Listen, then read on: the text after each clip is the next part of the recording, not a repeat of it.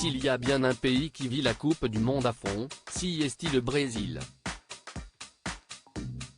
Vainqueur de la plus prestigieuse des compétitions à 5 reprises, le plus grand pays d'Amérique du Sud voue un véritable culte au mondial et son histoire y est intimement liée.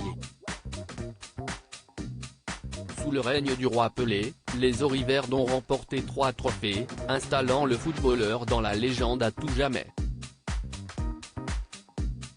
Après des victoires en 1994 et en 2002, les Brésiliens espéraient bien soulever de nouveau la coupe, 20 ans après, au Qatar. Malheureusement pour eux, le scénario a été tout autre et après un match très tendu face à la Croatie, ils se sont fait éliminer en quart de finale. Pire encore, ils ont dû assister au sacre de leurs rivaux argentins en finale. Une élimination forcément très difficile à digérer pour les coéquipiers de Neymar, qui a une nouvelle fois fini en pleurs à la fin du match. Et pour Richarlison, l'attaquant star du Brésil, la douleur est visiblement bien pire. Interrogé après un match de championnat d'Angleterre, la question lui a été posée, par un journaliste d'ESPN, de savoir comment il avait vécu cette douloureuse défaite. Sa réponse en a choqué plus d'un, c'était un coup. Je ne sais pas. Je pense que si est pire que de perdre un membre de sa famille. C'était difficile de s'en remettre.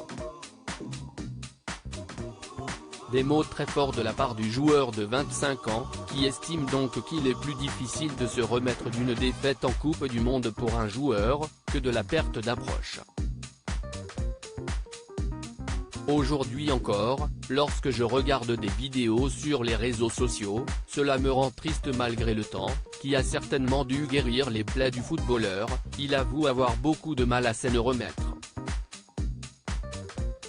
Aujourd'hui encore, lorsque je regarde des vidéos sur les réseaux sociaux, cela me rend triste, admet-il, avant de conclure sur un message plus positif, nous devons aller de l'avant.